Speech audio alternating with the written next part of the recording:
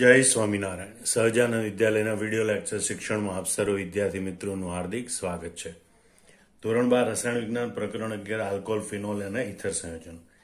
આજના લેક્ચરમાં આપણે આલ્કોહોલની બનાવટ પૈકી આલ્કીનમાંથી આલ્કોહોલની બનાવટની રીત વિશે સમજીશું.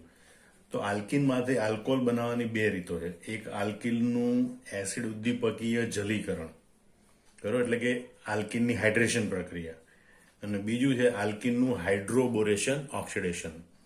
તો પહેલા આપણે જોઈએ આલ્કીનનું એસિડ ઉદ્દીપકીય જલીકરણ, બરોબર, જેમાં એમ કહી શકાય કે આલ્કીન સંયોજનો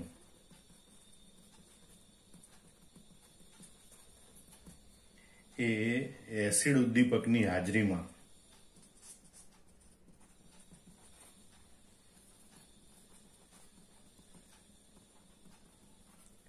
પાણી સાથે યોગશીલ પ્રક્રિયા કરી, ધ્યાન રાખજો, યોગશીલ પ્રક્રિયા કરી આલ્કોહોલ આપે છે, અથવા તો કહેવાય આલ્કોહોલ બનાવે છે.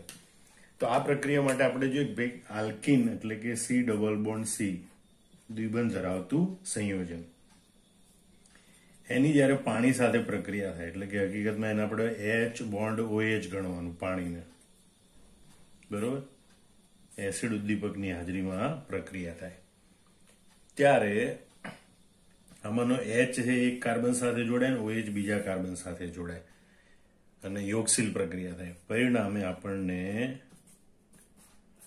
આલ્કોહોલ પ્રાપ્ત થાય. અહીંયા ઓએચ જોડાય ને અહીંયા એચ જોડાય, તો એ રીતે આપણને આલ્કોહોલ સંયોજન, આલ્કીન, એમાંથી આપણને આલ્કોહોલ સંયોજન પ્રાપ્ત થાય છે. હવે જો અસંમિત આલ્કીન હોય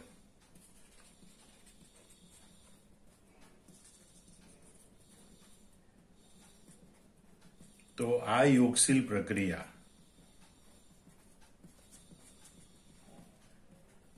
માર્કોનિકોવના નિયમને અનુસરે.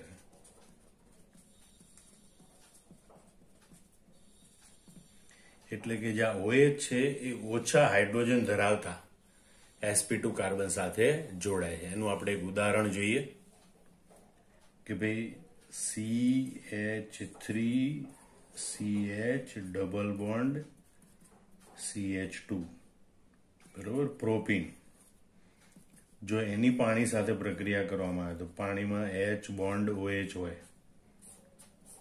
H પ્લસ ઉદ્દીપકની હાજરીમાં પ્રક્રિયા થાય તો યોગશીલ પ્રક્રિયા થાય. એટલે H છે અરે OH જે હાઇડ્રોક્સિલ ઋણ વીજભારિત સમૂહ છે એ ઓછા હાઇડ્રોજન ધરાવતા sp2 કાર્બન સાથે જોડાય અને H છે એ વધુ હાઇડ્રોજન ધરાવતા sp2 કાર્બન સાથે જોડાય અને પરિણામ છે આ વચ્ચેના કાર્બન સાથે, એટલે કે ઓછા હાઇડ્રોજન ધરાવતા કાર્બન સાથે OH જોડાય. એટલે CH3CH બોન્ડ OH CH3 આપણને પ્રોપેન 2 ઓલ, બરોબર, એટલે કે દ્વિતીયક આલ્કોહોલ નિપજ તરીકે મળે છે. તો આ રીતે અસંમિત આલ્કીન હોય તો એની યોગશીલ પ્રક્રિયા છે એ માર્કોનિકોવના નિયમને અનુસરે છે અને એ પ્રમાણે આપણને નિપજ મળે છે. હવે આપણે આ પ્રક્રિયાની ક્રિયાવિધિ જોઈએ, બરોબર. ક્રિયાવિધિ એટલે ઇલેક્ટ્રોન યુગ્મ ક્યાંથી ક્યાં ટ્રાન્સફર થાય છે અને કયા પરમાણુ કેવી રીતે ટ્રાન્સફર થાય છે એના સૂક્ષ્મ તબક્કાઓ.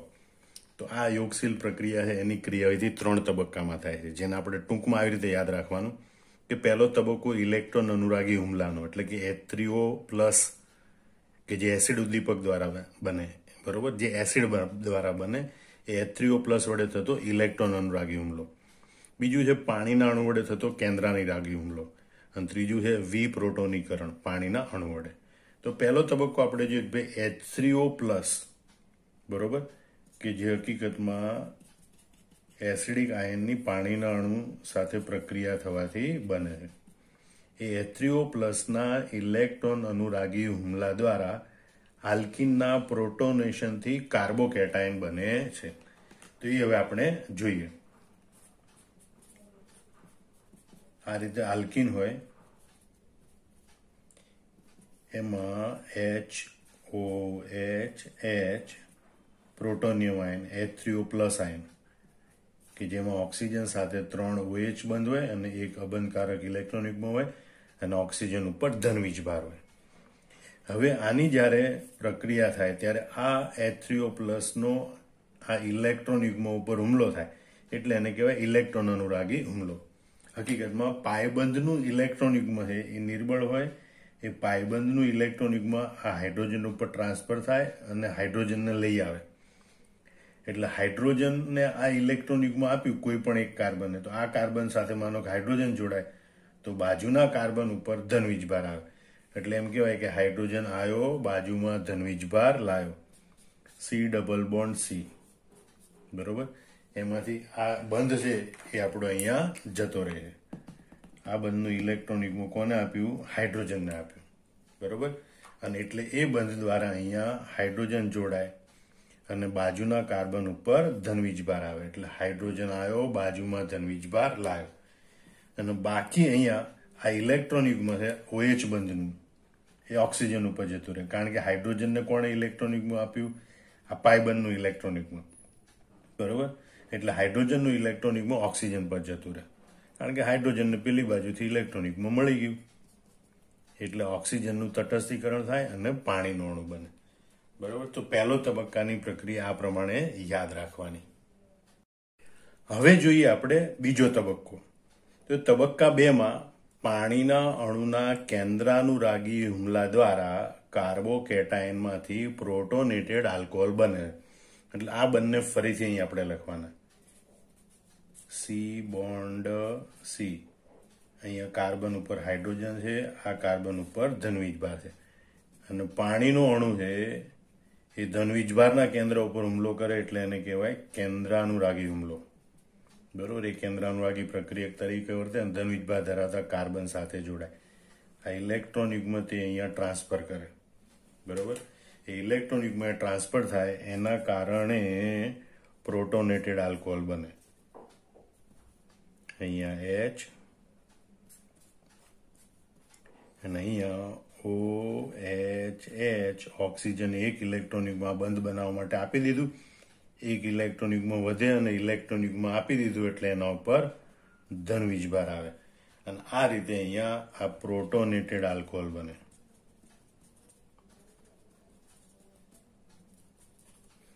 જે કાર્બોકેટાયનમાંથી બને. આમ તમે જોઈ શકો કે પાણીના અણુના કેન્દ્રાનુરાગી હુમલા દ્વારા આ કાર્બોકેટાયનમાંથી પ્રોટોનેટેડ આલ્કોહોલ બને છે. હવે આપણે ત્રીજો તબક્કો જોઈએ કે પ્રોટોનેટેડ આલ્કોહોલના વિપ્રોટોનીકરણથી આલ્કોહોલ બને. એટલે પ્રોટોન ઉમેરાય તો પ્રોટોનીકરણ કહે, પ્રોટોન દૂર થાય તો વિપ્રોટોનીકરણ થાય. એટલે આમાંથી પ્રોટોન દૂર થાય.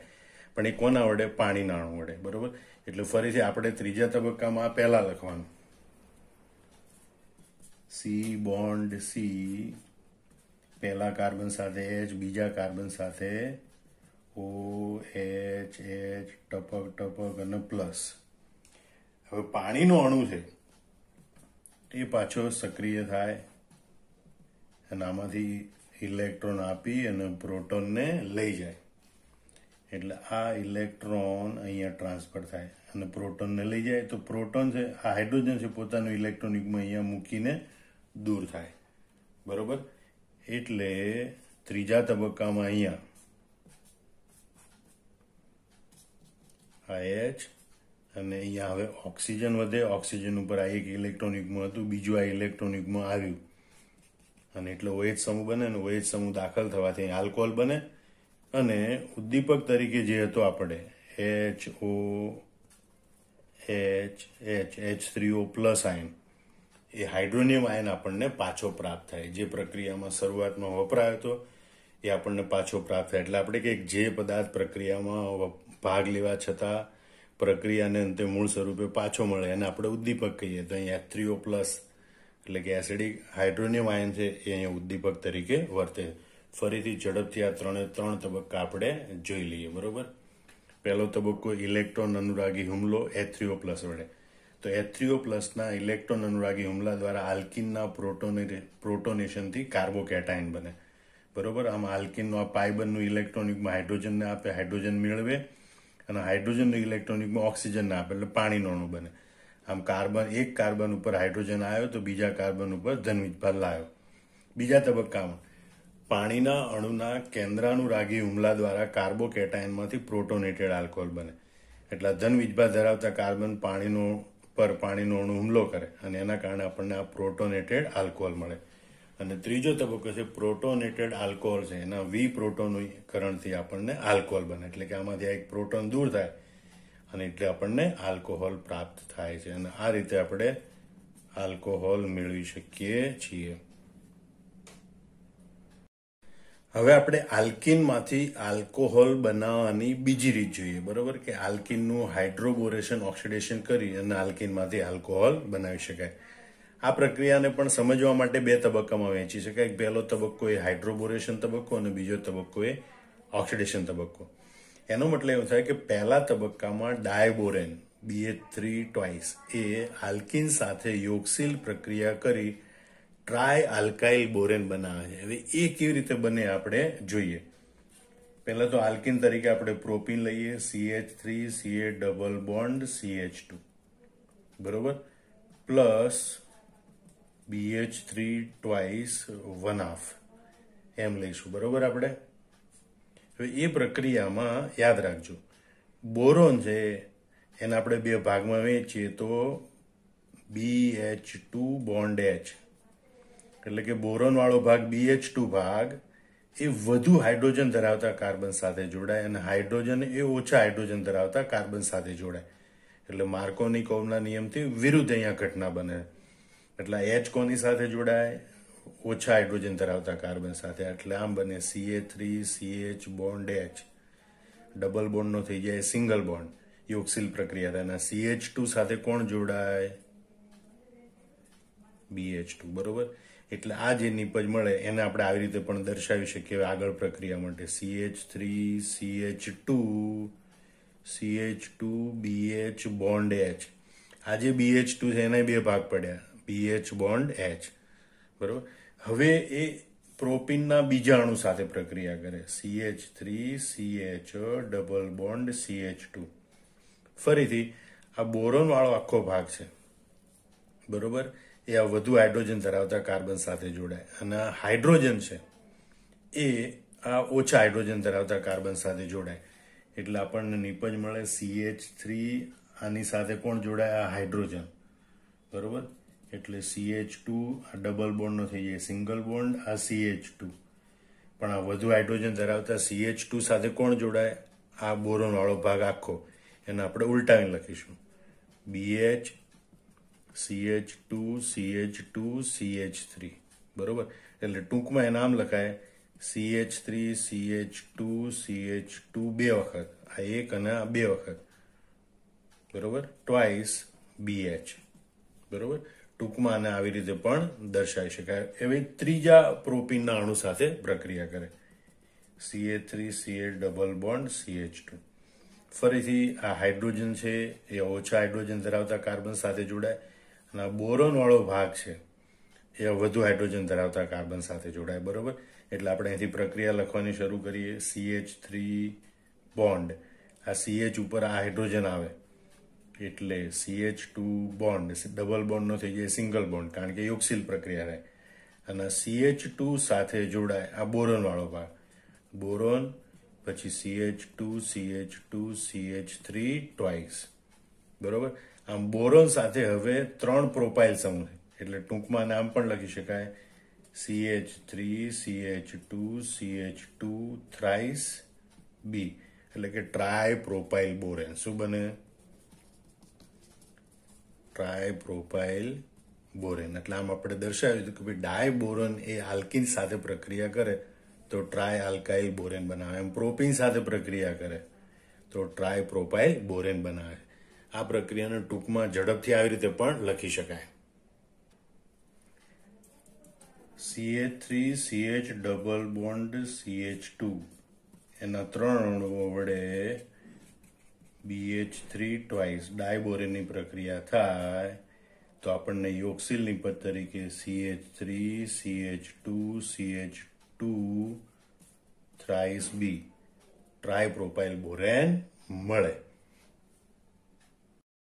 આમાં પ્રથમ તબક્કો છે એ ટૂંકમાં એક જ સમીકરણ દ્વારા આવી રીતે દર્શાવી શકાય.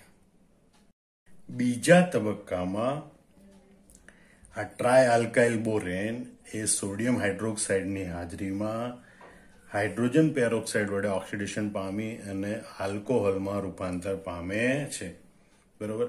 આ tri propyl borane CH3 CH2 CH2 twice B એ 3 મોલ હાઇડ્રોજન પેરોક્સાઇડ સાથે પ્રક્રિયા કરે બેઝિક માધ્યમમાં. બરોબર. એટલે કે OH- ની હાજરીમાં જલીય દ્રાવણમાં બેઝિક માધ્યમમાં 3 મોલ હાઇડ્રોજન પેરોક્સાઇડ સાથે પ્રક્રિયા કરે અને એટલે 3 મોલ પ્રોપેનોલ બને, પ્રોપેન 1 ઓલ ના બને. CH3 CH2 CH2OH અને પ્લસ BOH થ્રાઇસ એટલે કે ઓર્થોબોરિક એસિડ મળે છે. તો આ રીતે આપણને આલ્કોહોલ પ્રાપ્ત થાય છે. આ ટ્રાય પ્રોપાઇલ બોરેન એમાંથી આપણને મળે છે પ્રોપેન 1 ઓલ. પણ એ પ્રક્રિયાની વિશિષ્ટતા એ છે કે અહીંયા જે આપણે પ્રોપીન ઉપયોગમાં લીધેલો છે એ પ્રોપીનમાં નિપજ આપણને માર્કોની નિયમથી વિરુદ્ધ મળે છે. સામાન્ય રીતે એસિડ ઉદ્દીપકી ઓક્સિડેશન થાય તો OH સમૂહ છે એ ઓછા હાઇડ્રોજન ધરાવતા કાર્બન સાથે જોડાય અને પ્રોપેન 2 ઓલ નિપજ મળવી જોઈએ. પણ તમે એ જોઈ શકો છો કે OH સમૂહ છે એ છેવટે વધુ હાઇડ્રોજન ધરાવતા કાર્બન સાથે જોડાયેલો મળ્યો એટલે કે માર્કોની નિયમથી વિરુદ્ધ નિપજ મળે છે. આ પ્રક્રિયામાં હાઇડ્રોક્સિલ સમૂહ એ વધુ હાઇડ્રોજન ધરાવતા sp2 કાર્બન સાથે જોડાય છે. આમ હવે પછીનું વર્ણન આવી રીતે દર્શાવી શકાય કે આ પ્રક્રિયામાં દ્વિબંધમાં બોરોન એવી રીતે ઉમેરાય છે. આ પ્રક્રિયામાં દ્વિબંધમાં બોરોન એવી રીતે ઉમેરાય છે કે જેથી તે વધુ હાઇડ્રોજન ધરાવતા sp2 કાર્બન સાથે જોડાય. એટલે બોરોન છે એ આ વધુ હાઇડ્રોજન ધરાવતા sp2 કાર્બન સાથે જોડાય છે અને પરિણામે અહીંયા આલ્કીનની યોગશીલ પ્રક્રિયાથી મળતી જે આલ્કોહોલ નિપજ છે એ માર્કોની નિયમથી વિરુદ્ધ મળે છે. બરોબર. એટલે અહીંયા દ્વિતીયક આલ્કોહોલ મળવું જોઈએ એના બદલે પ્રાથમિક આલ્કોહોલ મળે છે. એટલે આ પ્રક્રિયામાં આલ્કોહોલ સંયોજનની ઉત્તમ નિપજ મળે છે. બરોબર. આ રીતે ફરીથી ઝડપથી પ્રક્રિયા જોઈ લો કે 2 તબક્કા હોય એ પૈકીનો પહેલો તબક્કો એ હાઇડ્રોબોરેશનનો છે એટલે કે હાઇડ્રોજન પણ ઉમેરાય, બોરોન પણ ઉમેરાય. એટલે પ્રથમ તબક્કામાં ડાયબોરોને આલ્કીન સાથે યોગશીલ પ્રક્રિયા કરી ટ્રાય આલ્કાઇલ બોરેન બનાવે, જેના આપણે ક્રમશઃ સમજૂતી માટે આ 3 તબક્કા લખ્યા. ટૂંકમાં લખવું તો આવી રીતે લખાય કે આ બોરોન છે વધુ હાઇડ્રોજન ધરાવતા કાર્બન સાથે જોડાય અને ત્રણેય હાઇડ્રોજન છે 3 અણુમાંના ઓછા હાઇડ્રોજન ધરાવતા કાર્બન સાથે જોડાય. એટલે ટ્રાય આલ્કાઇલ બોરેન ઉર્ફે અહીંયા ટ્રાય પ્રોપાઇલ બોરેન મળે. અને એ ટ્રાય આલ્કાઇલ બોરેન છે બીજા તબક્કામાં સોડિયમ હાઇડ્રોક્સાઇડની હાજરીમાં હાઇડ્રોજન પેરોક્સાઇડ વડે ઓક્સિડેશન પામે અને આલ્કોહોલમાં રૂપાંતર પામે. બરોબર. આ રીતે બીજો તબક્કો એ ઓક્સિડેશનનો તબક્કો છે. આ પ્રક્રિયાની ખાસિયત એ છે કે આ પ્રક્રિયામાં દ્વિબંધમાં બોરોન એવી રીતે ઉમેરાય છે કે જેથી વધુ હાઇડ્રોજન ધરાવતા sp2 કાર્બન સાથે જોડાય. એટલે જ યોગશીલ પ્રક્રિયાથી મળતી આલ્કોહોલ નિપજ છે એ માર્કોની નિયમથી વિરુદ્ધ મળે છે. બરોબર. એટલે કે દ્વિતીયક આલ્કોહોલ મળવાને બદલે અહીંયા આપણને પ્રાથમિક આલ્કોહોલ મળે છે. હવે આ બંને પ્રક્રિયાની સરખામણી દર્શાવતું એક ઉદાહરણ જોઈ લે. દાખલા કે બ્યુટ-1-ઈન છે. જો એની એસિડ ઉદ્દીપકની હાજરીમાં પ્રક્રિયા થાય તો પાણીનો અણુ ઉમેરાય અને પરિણામ સ્વરૂપે OH સમૂહ છે એ માર્કોની નિયમ પ્રમાણે, બરોબર, અહીંયા પ્રક્રિયા માર્કોની નિયમને અનુસરે. એટલે માર્કોની નિયમ પ્રમાણે OH સમૂહ છે ઓછા હાઇડ્રોજન ધરાવતા કાર્બન સાથે જોડાય. એટલે CH3 CH2 CHOH CH3 અને એટલે આપણને દ્વિતીયક આલ્કોહોલ એટલે કે નિપજ તરીકે બ્યુટેન 2 ઓલ મળે છે. પણ જો પ્રક્રિયા આપણે હાઇડ્રોબોરેશન કરીએ એટલે કે પહેલા તબક્કામાં ડાયબોરેન સાથે પ્રક્રિયા કરીએ, બીજા તબક્કામાં બેઝિક માધ્યમમાં હાઇડ્રોજન પેરોક્સાઇડ સાથે કરીએ તો પાણીનો અણુ ઉમેરાય અહીંયા, બરોબર. અને OH સમૂહ છે એ અહીંયા વધુ હાઇડ્રોજન ધરાવતા કાર્બન સાથે ઉમેરાય અને ઓછા હાઇડ્રોજન ધરાવતા કાર્બન સાથે H ઉમેરાય. એટલે નિપજ તરીકે આપણને મળે CH3 CH2 CH2 CH2OH. પ્રાથમિક આલ્કોહોલ એટલે કે નિપજ તરીકે આપણને બ્યુટેન 1 ઓલ મળે છે, બરોબર. આમ આલ્કોહોલની બનાવટની આ બંને પદ્ધતિ બરોબર તૈયાર કરી નોટબુકમાં જાતે લખી નાખવાની. જય સ્વામિનારાયણ.